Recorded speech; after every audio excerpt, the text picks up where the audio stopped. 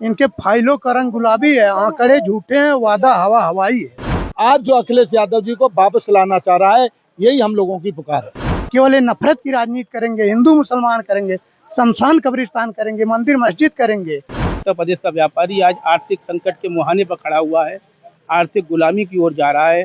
लेकिन दिल्ली में सरकार बनते ही रेखा गुप्ता को मुख्यमंत्री बनते हुए आज दिल्ली में कई हजार झुग्गियां गिरा दी गई।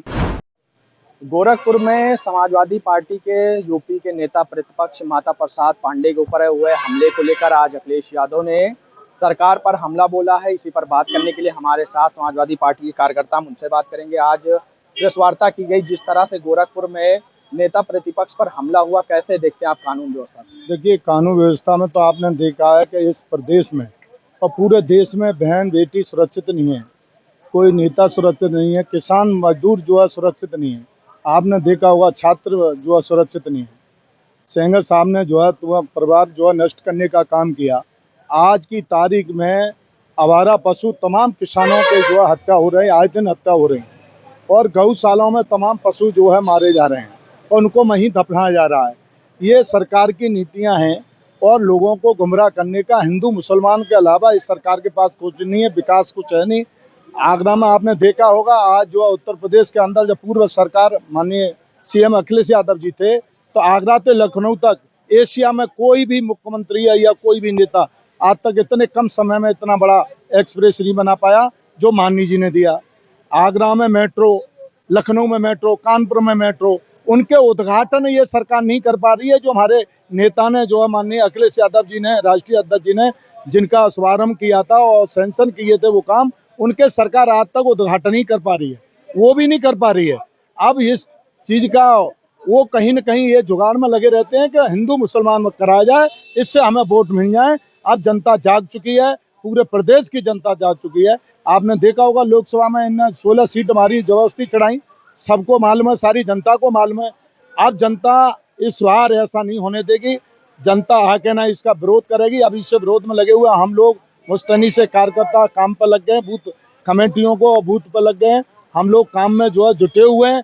इस बार अखिलेश यादव जी को मुख्यमंत्री बनाना, 2027 में सीएम उत्तर प्रदेश के अखिलेश यादव रहेंगे, कोई रोकने वाला नहीं है। क्योंकि जनता और जनाधार आज जो अखिलेश यादव जी को वापस लाना चाह रहा है, यही हम लोगों की पुकार है उत्तर प्रदेश का। तो यहाँ और भी लोग हैं, उनसे भी बात करेंगे कि जिस तरह से ये हमला हुआ, उनके काफिलों को रोका गया, नेता प्रतिपक्ष का अगर काफिला रोका जा सकता तो फिर आम जनता या दूसरों को आप कैसे देखते हैं? कानून व्यवस्था की बात की जाती है कि यूपी की कानून व्यवस्था सबसे अच्छी है, सरकार कह रही है। देखिए, ये तो एक जुमला है आज, यूपी की कानून व्यवस्था अच्छी है। पूरे प्रदेश में जगह जगह आप देखिए जितनी घटनाएं हो रही है, महिलाओं के साथ जितनी भी छेड़खानी की तमाम घटनाएं हो रही हैं, उन पर कोई कार्रवाई नहीं हो रही है। यहाँ तक कि भारतीय जनता पार्टी के कार्यकर्ताओं की महिलाएं भी इससे अछूती नहीं है। पूरे देश का जो व्यापारी है, और बल्कि खास तौर से उत्तर प्रदेश का व्यापारी आज आर्थिक संकट के मुहाने पर खड़ा हुआ है, आर्थिक गुलामी की ओर जा रहा है। आपको मैं बता दूँ, अगर आप पूरे उत्तर प्रदेश के व्यापारियों को लेंगे तो 70% से ज़्यादा व्यापारियों का उद्योग धंधा चौपट है। सरकार की आर्थिक नीतियाँ कहीं भी व्यापारियों के हित में नहीं है। जो सरकार कहती थी कि हम व्यापारियों के हितैषी हैं, व्यापारियों की पार्टी हैं, आज इसका उलट चल रहा है। मैं स्वयं एक सराफा व्यापारी हूँ। मैं आपको बता सकता हूँ कि आज हम जिस बंदी के कगार पर खड़े हैं, हमारे यहाँ का 70% कारीगर जो हाथ से काम करता है वो पूर्ण रूप से बेरोजगार है। आत्महत्याओं का दौर फिर दोबारा से उत्तर प्रदेश में विकट रूप धारण करेगा, और शायद मुझे लगता नहीं है कि जनता विद्रोह पे उतावली हो जाए। व्यापारियों से मिलने जा रहे थे, वहां पर यह भी बताया जा रहा है कि जो मुआवजा है वो नहीं दिया जा रहा, सर्किट रेट जो है वो कम है।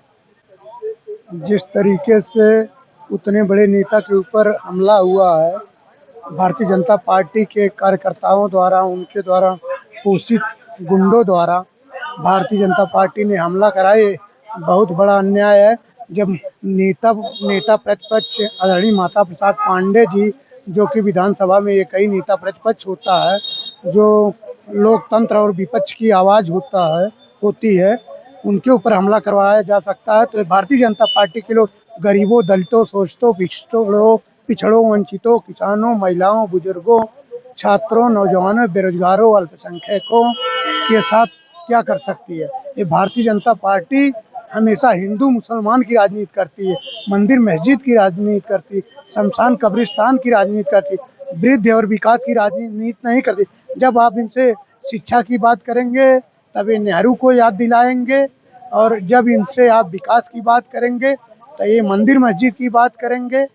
हमेशा ये नफरती बयानबाजी करते हैं और समाज में नफरत फैलाने का काम करते हैं, हिंदू मुसलमान करते हैं। हम तो कहते हैं भारतीय जनता पार्टी के लोगों से, इनसे पूछते हैं कि इनके जितने नेताओं के लड़के हैं, इनके कितने सरकारी विद्यालय में पढ़ते हैं और ये कितने प्रचार में घूमते हैं, कितना टाइम देते हैं हिंदू हिंदू मुसलमान करने में।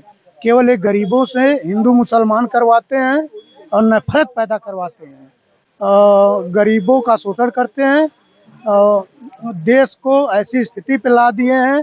अमेरिका की ये कल्पना करते हैं, अमेरिका अपने भारत से 100 साल आगे निकल चुका है विकास के मामले में।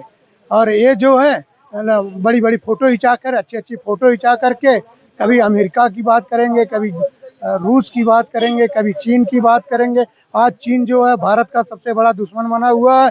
ये सुनने में आया, कल अखबार में दिया था, राष्ट्रीय अध्यक्ष जी अभी बता रहे थे मीटिंग में, समाजवादी पार्टी के राष्ट्रीय अध्यक्ष आदरणीय अखिलेश भैया बता रहे थे अभी मीटिंग में कि कल अखबार में निकला था कि ये चीन से भी कुछ समझौता करने जा रहे हैं, जो कि चीन जो है बहुत घातक है। जो चीन वो पानी वाली जो जहाज होती है अंदर से जाती है, चीन सोच रहा है कि हमारा अफ्रीका या कौन सा देश है, नाम नहीं याद आ रहा, राष्ट्रीय अध्यक्ष जी बता रहे थे, वो सीधे सीधे वहाँ जाने लगे। चीन हमारे देश के 4000 सैनिकों को कैद नहीं किया था, ये बात किसी से छुपी है, और ये चीन से भी समझौता करने जाए। हमको खतरा पाकिस्तान से उतना नहीं है जितना चीन से है। और अभी आपने कहा कि भाजपा है धर्म की राजनीति कर रही, लेकिन वहीं भाजपा के लोगों के द्वारा कहा जा रहा है कि जो अभी इटावा में घटना हुई वो जातीय राजनीति कर रहे हैं। सपा पे सवाल उठा रही है समाजवादी पार्टी पे। बीजेपी का यही काम है, ये घटना करवा देगी, ये दंगा करवा देगी, उसके बाद आरोप लगाएगी। जब किसी पीड़ित के साथ कोई खड़ा होगा, कोई पार्टी या कोई नेता खड़ा होगा, पीड़ित की आवाज़ बनेगा, तो ये सब यही उल्टा आरोप लगाएंगे। पहले घटना करवाएंगे फिर आरोप लगाएंगे, इनका तो यही काम है। ये बता दें, उत्तर प्रदेश में एक भी विकास अपना गिना दे जो 100 को 112 इन्होंने किया, राष्ट्रीय अध्यक्ष जी अखिलेश यादव जी दिए हैं। जो एम्बुलेंस सेवा है 108 समाजवादी पार्टी के राष्ट्रीय अध्यक्ष अखिलेश भैया दिए हैं, ये 102 अखिलेश भैया दिए हैं, 1090 अखिलेश भैया दिए हैं, पूर्वांचल एक्सप्रेसवे अखिलेश भैया दिए हैं, आगरा एक्सप्रेसवे जो दिल्ली को जोड़ा है अखिलेश भैया दिए हैं। एक कौन सा इनका कोई एक बड़ा काम बता दीजिए या कोई छोटा काम। भारतीय जनता पार्टी के लोग एक काम नहीं किए हैं, केवल ये नफरत की राजनीति करेंगे, हिंदू मुसलमान करेंगे, शमशान कब्रिस्तान करेंगे, मंदिर मस्जिद करेंगे। एक गरीबों का कभी भी दिल्ली में सरकार बना लिए, दिल्ली में वहाँ के बड़े बड़े नेता बोल रहे थे, हम दिल्ली वालों माननीय प्रधानमंत्री जी को पर्सनल नहीं बोल रहे हैं लेकिन राजनीति के तौर पर बोल रहे हैं कि वहाँ प्रचार में ये बोला जा रहा था कि यहाँ एक भी झुग्गी नहीं गिरेगी। लेकिन दिल्ली में सरकार बनते ही, रेखा गुप्ता को मुख्यमंत्री बनते हुए आज दिल्ली में कई हजार झुग्गियाँ गिरा दी गई। वहाँ तक कि कुछ लोगों ने अपनी फाइल हायर किया कोर्ट में केस स्टे लेने के लिए। इन्होंने सोचा कि कल स्टे हो जाएगा, 10 बजे के कल 10 बजे स्टे हो सकता कोर्ट खुलने के बाद। इन्होंने 3 बजे रात को ही बुलडोजर ला के घर गिरा दिया, सामान निकालने का भी मौका नहीं दिया। ये तो केवल कहते हैं, इनके कहने और कथनी में बड़ा अंतर है। ये इनके फाइलों का रंग गुलाबी है, आंकड़े झूठे हैं, वादा हवा हवाई है। तो ये समाजवादी पार्टी के कार्यकर्ता थे जिनका साफ कहना है कि जो सरकार है वो धर्म की राजनीति कर रहा है। न्यूज़ 7 हिंदी के लिए मोहम्मद आमिर, लखनऊ।